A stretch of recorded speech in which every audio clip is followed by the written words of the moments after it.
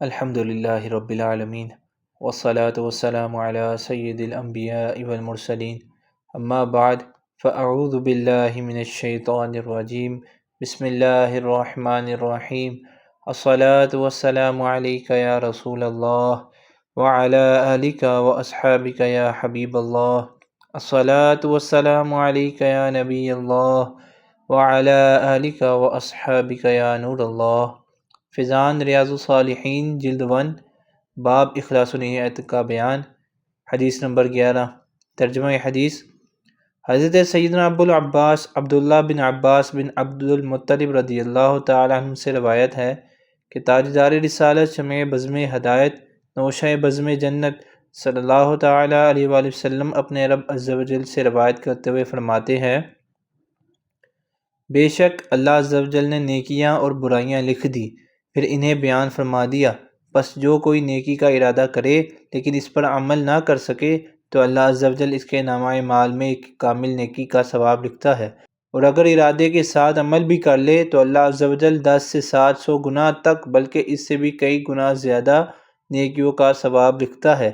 اور جب کوئی برائی کا ارادہ کرے لیکن پھر اس برائی سے باز آ جائے تو اللہ عز و جل اس کے لیے ایک کامل نیکی کا ثواب لکھتا ہے، اور اگر ارادے کے بعد برائی بھی کر لے تو اللہ عز و جل صرف ایک برائی لکھتا ہے۔ شرح حدیث، بندوں پر خاص کرم۔ علامہ ابن بطالہ رحمۃ اللہ تعالی علیہ شرح بخاری میں اس حدیث پاک کے تحت فرماتے ہیں، اگر اللہ عز و جل کا یہ کرم نہ ہوتا تو کوئی بھی جنت میں داخل نہ ہوتا، کیونکہ بندوں کے گناہ ان کی نیکیوں سے زیادہ ہوتے ہیں، اور یہ اللہ عز و جل کا اپنے بندوں پر خاص کرم ہے کہ وہ ان کی نیکیوں کو بڑھا کر دگنا بلکہ کئی گنا کر دیتا ہے اور ان کے گناہوں کو نہیں بڑھاتا، اور اس نے نیکی کے ارادے کو بھی نیکی بنا دیا ہے، کیونکہ نیکی کا ارادہ کرنا یہ دل کا ایک فعل ہے جو کہ نیکی کا فعل ہے۔ اگر یہ اعتراض کیا جائے کہ جس طرح نیکی کا ارادہ دل کا فعل ہے اسی طرح گناہ کا ارادہ بھی تو دل کا فعل ہے، لیکن گناہ کے ارادے پر گناہ نہیں ملتا، اس کی کیا وجہ ہے؟ اس کا جواب یہ ہے کہ جو گناہ کے کام سے رک گیا تو اس نے اپنے گناہ کے ارادے کو نیکی کے ارادے سے منسوخ کر دیا، اور برائی کی خواہش کرنے والے ارادے کی نفی کی تو یہ عمل اس کے دل کے نیک عمل میں سے ہو گیا، اور اسی نیک عمل پر اس کے لیے ایک نیکی لکھ دی جاتی ہے۔ اور یہ حضور اکرم نور مجسم صلی اللہ تعالیٰ علیہ وآلہ وسلم کے اس فرمان عالی شان کی طرح ہے کہ ہر مسلمان پر صدقہ ہے۔ عرض کی گئی، یا رسول اللہ صلی اللہ تعالیٰ علیہ وآلہ وسلم، اگر مسلمان نیکی نہ کر سکے، اشار فرمایا گناہ سے باز رہنا بھی صدقہ ہے۔ رضا الہی ضروری ہے۔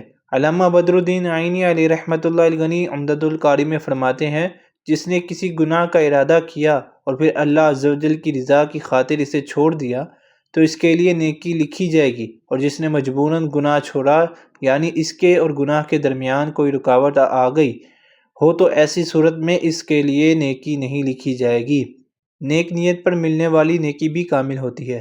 علامہ حافظ ابن حجر عسقلانی قدس سرہ النورانی فتح الباری میں فرماتے ہیں، حدیث مذکور کے ان الفاظ عندہ کاملۃن میں عندہ سے نیکی کی عظمت و شان کی طرف اشارہ ہے، جبکہ کاملہ سے اس بات کی طرف اشارہ ہے کہ نیک ارادے پر ملنے والی نیکی بھی کامل نیکی ہوگی، اور اس میں کسی قسم کی کوئی کمی نہیں کی جائے گی۔ حضرت سیدنا علامہ نووی علیہ رحمۃ اللہ القوی فرماتے ہیں، حدیث پاک کے لفظ کاملۃن سے اس نیکی کی عظمت اور اس کے حکم کی تاکید کی طرف اشارہ ہے کہ جبکہ سیئۃن کے ساتھ کاملۃن نہیں بلکہ واحدۃن ذکر کیا گیا، یعنی برائی کے کام میں صرف ایک ہی برائی لکھی جائے گی، زیادہ نہیں۔ حدیث پاک کے حصے کتبہ اللہ سے مراد ہے کہ اللہ عز و جل فرشتے کو نیکی لکھنے کا حکم دیتا ہے تو وہ نیکی لکھ دیتا ہے۔ اس کی دلیل یہ ہے، حدیث قدسی ہے، اللہ عز و جل فرماتا ہے کہ جب میرا بندہ کسی گناہ کا ارادہ کرے تو اسے نہ لکھو جب تک کہ وہ گناہ نہ کر لے۔ اس میں اس بات کی بھی دلیل ہے کہ فرشتہ بندے کے دل کو جان لیتا ہے۔ اب یہ جاننا دو طرح سے ہو سکتا ہے، یا تو اللہ عز و جل اسے مطلع فرما دیتا ہے یا پھر اسے ایسی طاقت عطا فرما دیتا ہے جس سے وہ دل کے ارادے کو جان لیتا ہے۔ پہلے قول کی تائید اس حدیث پاک سے ہوتی ہے کہ فرشتے کو یہ ندا کی جاتی ہے کہ فلاں کے لیے اتنی اتنی نیکی لکھو۔ فرشتہ عرض کرتا ہے، یا رب عز و جل، اس نے تو یہ عمل کیا ہی نہیں۔ ارشاد ہوتا ہے، اس نے نیکی کی نیت کی تھی۔ ایک قول یہ ہے کہ بندے کے برے ارادے پر فرشتے کو بدبو محسوس ہوتی ہے، جبکہ اچھے کام کے ارادے پر فرشتے کو خوشبو محسوس ہوتی ہے۔ اسی طرح وہ اچھی بری نیت کو پہچان لیتا ہے۔ میٹھے میٹھے اسلامی بھائیوں، جب فرشتے کے علم غیب کا یہ عالم ہے کہ انسان کے دلی خیالات کو جان لیتا ہے، تو حبیب پروردگار دو عالم کے مالک و مختار صلی اللہ تعالی علیہ وآلہ وسلم کے علم غیب کا کیا عالم ہوگا۔ صلو علی الحبیب صلی اللہ تعالی علی محمد صلی اللہ تعالی علیہ وآلہ وسلم۔ نیکیاں اور برائیاں لکھنے سے کیا مراد ہے؟ مفسر شہیر حکیم الامت مفتی احمد یار خان علیہ رحمت الحنان حدیث پاک کے حصے ان اللہ کتب الحسنات والسیئات، ترجمہ بے شک اللہ عز و جل نے نیکیاں اور برائیاں لکھ دی کے تحت فرماتے ہیں، اس سے مراد یا تو یہ ہے کہ اللہ عز و جل کے حکم سے فرشتوں نے نیکیاں اور برائیاں لوح محفوظ میں لکھ دی، یا بندے کی تقدیر میں تحریر فرما دی، یا یہ مراد ہے کہ نامہ اعمال لکھنے والے فرشتے بندے کے نیک و برے اعمال لکھتے رہتے ہیں۔ امت محمدیہ پر رب کریم کا خاص فضل و کرم۔ امت محمدیہ پر رب کریم کا خاص فضل و کرم ہے، اس کے دریائے رحمت کا کوئی کنارہ نہیں، وہ اپنے بندوں پر 70 ماؤں سے بھی زیادہ مہربان ہے۔ ہم گناہ گاروں پر اس کا کتنا کرم و احسان ہے کہ وہ ہمیں نیکی کے ارادے پر بھی نیکی عطا فرماتا ہے، اور ایک نیکی کے بدلے 10 سے 700 بلکہ اس سے زیادہ جتنا چاہتا عطا فرماتا ہے، جبکہ گناہ کے ارادے پر گناہ نہیں ملتا، بلکہ اس ارادے سے باز آنے پر بھی نیکی عطا فرماتا ہے، اور اگر گناہ ہو جائے تو صرف ایک ہی گناہ لکھا جاتا ہے۔ اگر وہ یہ کرم نہ فرماتا اور گناہ کے ارادے پر بھی گناہ ملتا، یا ایک گناہ کے بدلے بھی کئی گناہ لکھے جاتے، تو انسان بہت بڑی مشکل میں پھنس جاتا، کیونکہ انسان کے برے خیالات اور برے اعمال نیک ارادوں اور نیک اعمال سے کہیں زیادہ ہوتے ہیں۔ اللہ عز و جل کے اس کرم کے باوجود بھی جو محروم رہ جائے تو وہ واقعی محروم ہے۔ صلو علی الحبیب صلی اللہ تعالی علی محمد صلی اللہ تعالی علیہ وآلہ وسلم۔ انسان کو مختلف قسم کے خیالات آتے ہیں، پھر کبھی تو یہ خود بخود فوراً ہی ختم ہو جاتے، کبھی کچھ وقت کے بعد کسی وجہ سے ختم ہوتے، اور کبھی ایسے پختہ ہوتے ہیں کہ انہیں عملی جامہ پہنا دیا جاتا ہے۔ تو ان اچھے برے خیالات پر عذاب و ثواب ہونے یا نہ ہونے کے اعتبار سے علماء کرام رحمہم اللہ السلام نے خیالات کی 5 قسمیں بیان فرمائی ہیں۔ خیالات کی 5 قسمیں حضرت سیدنا علامہ احمد ساوی مالکی علیہ رحمۃ اللہ علیہ کبھی فرماتے ہیں، خیالات 5 قسم کے ہیں۔ 1 حاجس، اچانک کسی چیز کا دل میں خیال آ جانا۔ 2 خاطر، دل میں کسی چیز کا بار بار خیال آنا۔ 3 حدیث نفس، جس چیز کا خیال دل میں آیا ذہن اس کی طرف راغب ہو اور اس کے حصول کے لیے منصوبہ بنائے۔ 4 ہم، یہ ہے کہ دل میں کسی چیز کا خیال آیا، غالب جانب اسے حاصل کرنے کی ہو اور ضرر و نقصان کے خوف کی وجہ سے مغلوب سا خیال اسے نہ کرنے کا ہو۔ 5 عزم، جب مغلوب جانب بھی زائل ہو جائے اور اپنے نفس کو یہ کہ حصول پر آمادہ کر کے اس چیز کے حصول کا پختہ ارادہ کر لے تو یہ عزم ہے۔ حاجز، خاطر، حدیث نفس اور ہم اگر گناہ کا ہو تو مواخذہ نہیں، ہاں نیکی کے ہم میں اجر ہے، اور عزم اگر گناہ کا ہے تو اس پر مواخذہ ہے اگرچہ گناہ نہ کر سکے۔ اسی طرح نیکی کے عزم پر ثواب ہے اگرچہ کسی وجہ سے نیکی نہ کر سکے۔ ان 5 مراتب کو اس مثال سے سمجھیے، مثلا کسی کے ذہن میں یہ خیال آیا کہ وہ چوری کرے تو یہ خیال حاجس ہے، اگر یہ خیال بار بار آئے تو یہ خاطر ہے۔ جب اس کا ذہن چوری کی طرف مائل ہو جائے اور وہ یہ منصوبہ بنائے کہ فلاں مکان میں چوری کرنی ہے، اس کی فلاں دیوار توڑنی ہے، فلاں راستے سے واپس آنا ہے وغیرہ، تو یہ حدیث نفس ہے۔ اور جب وہ چوری کا ارادہ کر لے اور غالب جانب چوری کرنے کی ہو لیکن مغلوب گمان یہ ہو کہ کہیں پکڑا نہ جاؤں لہذا چوری نہ کرنا ہی بہتر ہے، تو یہ ہم ہے۔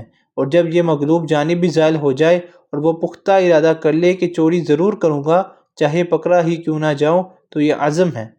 پہلے 4 مرتبوں پر مواخذہ نہیں، جبکہ 5ویں مرتبے یعنی عزم پر مواخذہ ہے، اگرچہ وہ اپنے عزم پر کسی وجہ سے عمل نہ کر سکے۔ مثلا چوری کے عزم سے وہ کسی مکان میں داخل ہوا تو معلوم ہوا کہ یہاں تو کچھ ہے ہی نہیں، لہٰذا واپس آ گیا، تو اب اسے چوری کا گناہ ملے گا کیونکہ یہ چوری کا پختہ ارادہ کر چکا تھا، اگر یہاں مال ہوتا ضرور چوری کرتا۔ توبوا الی اللہ استغفر اللہ۔ حدیث مذکور میں نیکی و گناہ کا ذکر ہوا۔ مفسر شہیر حکیم الامت مفتی احمد یار خان علیہ رحمۃ الحنان نیکی اور گناہ کی تعریف بیان کرتے ہوئے ارشاد فرماتے ہیں، نیکی و گناہ کی تعریف: نیکی ہر وہ عمل ہے جو ثواب کا باعث ہو، اور گناہ ہر وہ عمل ہے جو عذاب کا سبب ہے۔ لہٰذا ممنوع وقتوں میں نماز پڑھنا گناہ ہے، اور حضور صلی اللہ تعالیٰ علیہ وآلہ وسلم پر نمازیں یا جان فدا کر دینا ثواب ہے۔ کبھی قضا نیکی ہو جاتی ہے اور ادا گناہ۔ مولائے کائنات مولا مشکل کشا علی المرتضیٰ شیر خدا کرم اللہ تعالیٰ وجہہ الکریم نے اپنی نماز عصر حضور نبی کریم رؤوف الرحیم صلی اللہ تعالیٰ علیہ وآلہ وسلم کے آرام پر قربان کر دی، اور یار غار عاشق اکبر حضرت سیدنا صدیق اکبر رضی اللہ تعالیٰ نے اپنی جان حضور صلی اللہ تعالیٰ علیہ وآلہ وسلم پر قربان کر دی۔ سرکار اعلیٰ حضرت امام اہل سنت مولانا شاہ امام احمد رضا خان علیہ رحمۃ الرحمن ان دو واقعوں کو اشعار کی صورت میں یوں بیان فرماتے ہیں: مولا علی نے واری تیری نیند پر نماز، اور وہ بھی عصر، سب سے جو اعلیٰ خطر کی ہے۔ صدیق بلکہ غار میں جان اس پہ دے چکے، اور حفظ جاں تو جان فروغ غرر کی ہے۔ ہاں تو نے ان کو جان انہیں پھیر دی، نماز پر وہ تو کر چکے تھے جو کرنی بشر کی ہے۔ ثابت ہوا کہ جملہ فرائض فروع ہے، اصل الاصول بندگی اس تاجور کی ہے۔ ایک ہی نیکی پر مختلف ثواب کیوں؟ سوال: کبھی ایک نیکی پر 10 کا ثواب، کبھی 7، کبھی اس سے بھی زیادہ ثواب ملتا ہے، اس کی کیا وجہ ہے؟ اس کی تو ایک وجہ یہ ہے کہ ثواب میں یہ فرق عامل کی نیت اور عمل کے موقع و محل کی وجہ سے ہے۔ جس کے عمل میں جتنا اخلاص زیادہ ہوگا اسے اتنا ہی زیادہ اجر ملے گا۔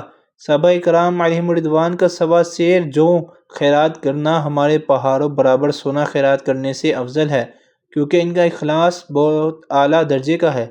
انہیں رسول اللہ صلی اللہ تعالیٰ علیہ وآلہ وسلم کی قربت کی عظیم سعادت حاصل تھی۔ میرے آقا مدینے والے مصطفیٰ صلی اللہ تعالیٰ علیہ وآلہ وسلم نے ارشاد فرمایا: میرے صحابہ کو برا نہ کہو، کیونکہ اگر تم میں سے کوئی احد پہاڑ جتنا سونا خیرات کرے تو ان صحابہ کرام علیہم الرضوان کے نہ ایک مد کو پہنچے نہ آدھے کو۔ مد کی مقدار کتنی ہے؟ مفسر شہیر حکیم الامت مفتی احمد یار خان علیہ رحمۃ الحنان فرماتے ہیں، 4 مد کا 1 صاع ہوتا ہے، اور 1 صاع 4.5 سیر کا، تو مد 1 سیر آدھا پاؤ ہوا۔ یعنی میرا صحابی قریباً سوا سیر جو خیرات کرے، اور ان کے علاوہ کوئی مسلمان خواہ غوث و قطب ہو یا عام مسلمان پہاڑ بھر سونا خیرات کرے تو اس کا سونا قرب الہی اور قبولیت میں صحابی کے سوا سیر کو نہیں پہنچ سکتا۔ یہی حال روزہ، نماز اور ساری عبادات کا ہے۔ جب مسجد نبوی کی نماز دوسری جگہ کی نمازوں سے 50,000 درجے زیادہ فضیلت رکھتی ہے، تو جنہوں نے حضور صلی اللہ تعالیٰ علیہ وآلہ وسلم کا قرب اور دیدار پایا ان کا کیا پوچھنا، اور ان کی عبادات کا کیا کہنا۔ جس طرح اخلاص کے ساتھ کئی جانے والی عمل کا اجر بڑھ جاتا ہے، اسی طرح بعض مقامات اور اوقات بھی ایسے ہیں کہ ان میں کیے گئے نیک اعمال کا وزن بڑھ جاتا ہے۔ مسجد الحرام میں پڑھی جانے والی نمازوں کا ثواب: شہنشاہ خوش خصال پیکر حسن و جمال صلی اللہ تعالیٰ علیہ وآلہ وسلم نے فرمایا، مسجد حرام میں ایک نماز پڑھنا 1,00,000 نمازیں پڑھنے سے افضل ہے۔ مسجد نبوی اور اقصیٰ میں نیک اعمال کا ثواب: فرمان مصطفیٰ صلی اللہ تعالیٰ علیہ وآلہ وسلم، میری اس مسجد میں نماز پڑھنا مسجد حرام کے علاوہ دیگر مساجد میں 1,000 نمازیں پڑھنے سے افضل ہے، اور میری اس مسجد میں جمعہ ادا کرنا مسجد حرام کے علاوہ دیگر مساجد میں 1,000 جمعے ادا کرنے سے افضل ہے، اور میری اس مسجد میں رمضان کا 1 مہینہ گزارنا مسجد حرام کے علاوہ دیگر مساجد میں 1,000 ماہ رمضان گزارنے سے افضل ہے۔ سرکار والا تبار ہم بے کسوں کے مددگار شفیع روز شمار صلی اللہ تعالیٰ علیہ وآلہ وسلم نے فرمایا، آدمی کا اپنے گھر میں نماز پڑھنا 1 نماز کے برابر ہے، اور محلے کی مسجد میں نماز پڑھنا 25 نمازوں کے برابر ہے، اور جامع مسجد میں نماز پڑھنا 500 نمازوں کے برابر ہے، اور مسجد الاقصیٰ اور میری مسجد یعنی مسجد نبوی میں نماز پڑھنا 50,000 نمازوں کے برابر ہے، اور مسجد حرام میں نماز پڑھنا 1,00,000 نمازوں کے برابر ہے۔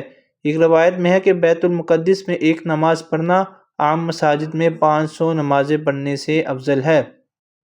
نور کے پیکر صلی اللہ تعالیٰ علیہ وآلہ وسلم نے فرمایا، حضرت سیدنا سلیمان بن داؤد علیہ السلام جب بیت المقدس کی تعمیر سے فارغ ہوئے تو انہوں نے اللہ عز و جل سے ایسی بادشاہت کا سوال کیا جو ان کے بعد کسی اور کو حاصل نہ ہو اور وہ اس کی بادشاہت کا مظہر ہو، اور یہ سوال کیا کہ اس مسجد میں جو بھی نماز کے ارادے سے آئے وہ گناہوں سے ایسا پاک ہو جائے جیسا کہ اس کی ماں نے اسے جنا تھا۔ پھر رسول اکرم صلی اللہ تعالیٰ علیہ وآلہ وسلم نے فرمایا کہ دو چیزیں تو انہیں عطا فرما دی گئی اور مجھے امید ہے کہ تیسری چیز بھی انہیں عطا فرما دی گئی ہو۔ مسجد قباء میں نماز کا ثواب۔ فرمان مصطفیٰ صلی اللہ تعالیٰ علیہ وآلہ وسلم ہے، مسجد قباء میں ایک نماز پڑھنا ایک عمرے کے برابر ہے۔